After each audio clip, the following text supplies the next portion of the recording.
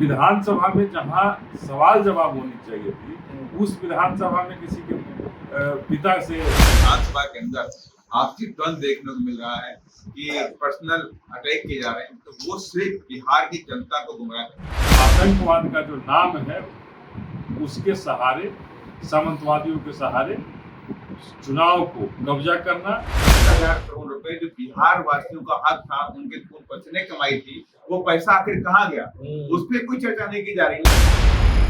नमस्कार, मैं शिव और आप देख रहे हैं आर्यन खबर। देखिए, बिहार में 2025 में विधानसभा चुनाव होने हैं और ऐसे में तमाम राजनीतिक पार्टियां हैं जो अपने तैयारी में जुट चुकी है। तमाम राजनीतिक पार्टियां 243 सीटों की दौड़ में लग गई है। और वहीं आपको बता दें कि बीएसपी की बात करें तो बीएसपी के सांसद रामजी गौतम और बीएसपी के बिहार प्रदेश के केंद्रीय प्रभारी अनिल कुमार ने भी बड़ा बयान दे दिया। उन्होंने बिहार में 243 सीटों की बात तो कही है, वहीं बिहार विधानसभा के मानसून सत्र की भी जिक्र करते हुए क्या कुछ कह रहे हैं, पहले आपको सुनवाते हैं। नहीं, देखिए, मैं पार्टी का एक कार्यकर्ता हूँ और पार्टी के निर्णय के साथ अभी पार्टी का किसी भी जगह से कोई फाइनल नहीं हुआ है कि कौन प्रत्याशी रहेगा। अभी हम लोग पूरे बिहार में 243 सीट पर लड़ने की तैयारी कर रहे हैं और 243 सीट पर एक कार्यकर्ता के नाते लड़ने का हमारा प्रयास है कि हम लड़ें और जीतें। और जीत करके जो आज की जो मौजूदा हालात है राज्य के अंदर, जो एक बैसाखी की सरकार चल रही है, कहने को डबल इंजन की सरकार है, लेकिन डबल इंजन का उपकरण सामने नहीं आ रहा है कि नीतीश कुमार जी के पीछे कौन सरकार चला रहा है। आज इस राज्य में पटना में दिन दहाड़े 28 गोली मारी जा रही है, अपराधी यहाँ से मार के निकल जा रहा है, कोई राज्य को देख नहीं पा रहा है। 70,000 करोड़ की बात हो रही है सीएजी रिपोर्ट में भी, कहाँ चला गया कुछ पता नहीं। विधानसभा में जहां सवाल जवाब होनी चाहिए थी, उस विधानसभा में किसी के पिता से का संबोधन हो रहा हो। विधानसभा तो बनाए हैं और विधानसभा में तो हम लोग जो भेजते हैं चुन करके कि हमारे कार्यों की समीक्षा हो और कार्य हो, उसकी समीक्षा नहीं हो रही, उसकी चर्चा नहीं हो रही है, एक ही चीज होता रहा है, तो गुंडा राज वाली स्थिति पैदा हो गई है। ये हमें तो लग रहा है कि जो डबल इंजन की सरकार एसआईआर करके और अपने जो इनके जो आतंकवाद का जो नाम है उसके सहारे, सामंतवादियों के सहारे चुनाव को कब्जा करना और चुनाव में कहीं ना कहीं एक ऐसे लोगों को जिताने के लिए काम करना जो सामंतवाद और मनुवाद के साथ काम करता है। देखिए, आज बहुजन समाज पार्टी के पहले तो आज प्रदेश के वरिष्ठ शासन बुलाया गया था, क्योंकि 1 महीने का जो एसआईआर का जो काम चल रहा था, प्रदेश के अंदर वोटों का जो वेरिफिकेशन का काम चल रहा था, उसमें बहुजन समाज पार्टी के तमाम कार्यकर्ताओं को हर विधानसभा में बिलों के स्तर पर लगाया गया था, ताकि कहीं से भी जो हमारे जो वंचित समाज के जो लोग हैं, गरीब लोग हैं, उनके वोटों का कोई मतलब हेराफेरी ना हो सके। तो इसके लिए वो 1 महीने से लगे हुए थे। उसके बाद कल लास्ट डेट है एसआईआर की, और आज बहुजन समाज पार्टी के वरिष्ठ शासन बुलाकर उन्हें निर्देशित किया गया है कि चुनाव का दौर चल रहा है और चुनाव के दौर में हमें बड़ी तैयारी करनी है। और इतनी तैयारी करनी इस बार है कि बहुजन समाज पार्टी के बिना इस बार किसी की भी सरकार न बनने पाए।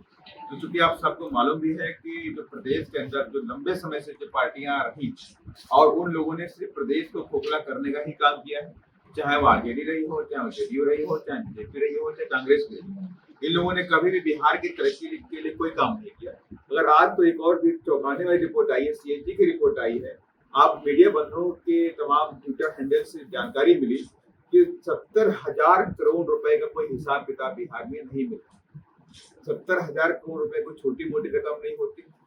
70,000 करोड़ बहुत बड़ी रकम होती है। अगर 70,000 करोड़ रुपए बिहार में अगर शिक्षा पे खर्च कर दिए गए होते तो आज बिहार शिक्षा के मामले में बिहार नंबर 1 बनता।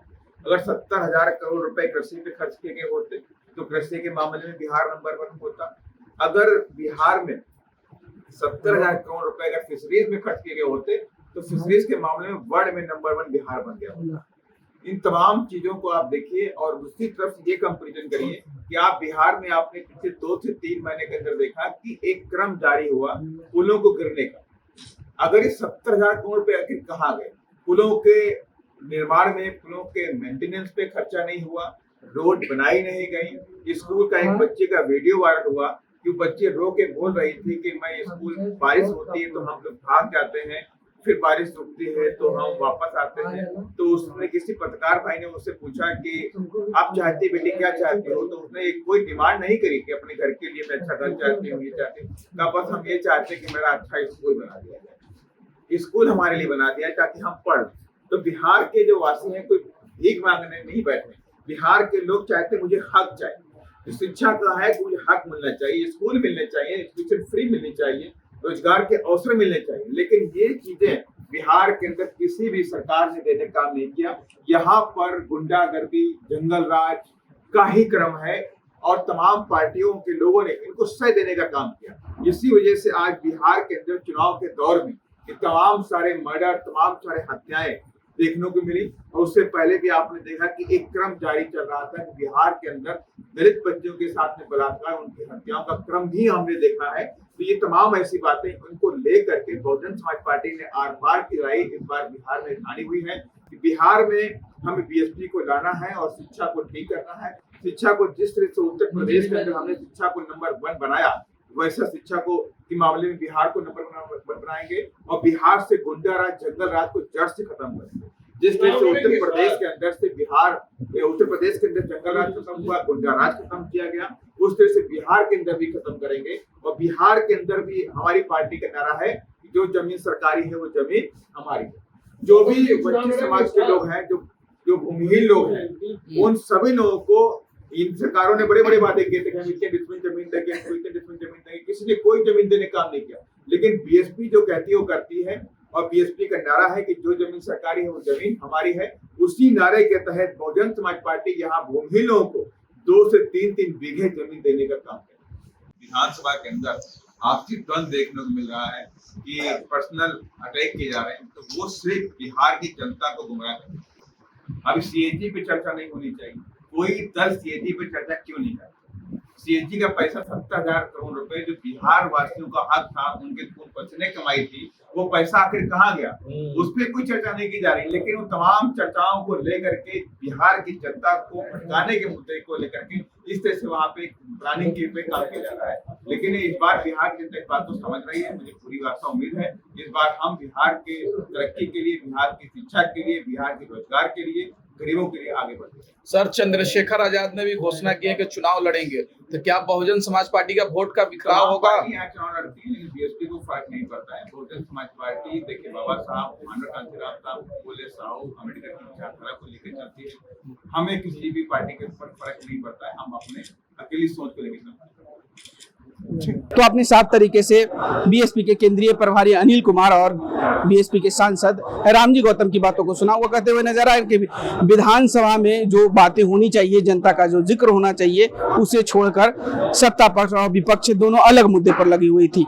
सीएजी का जो 70,000 के गबन का जो रिपोर्ट आया है, उस रिपोर्ट पे चर्चा नहीं हो रही है। जो चर्चा होनी चाहिए सिर्फ काले कपड़ों पे चर्चा हो रही है। अब आने वाले दिनों में पता चलेगा कि बीएसपी जिस प्रकार से 243 सीटों पे लड़ने की बात कर रही है, जिस प्रकार से उन्होंने कहा जो पहले हमारे पास विधायक थे उससे भी ज्यादा संख्या में विधायक इस बार बनेंगे हमारे, और आने वाले दिनों में जो हाथी है वो सीधा विधानसभा में एंट्री करेगा। आपकी क्या प्रतिक्रिया है इस वीडियो को लेकर हमें कमेंट में जरूर बताइएगा और ऐसी तमाम खबरों से जुड़े रहने के लिए देखते रहे आर्यन खबर।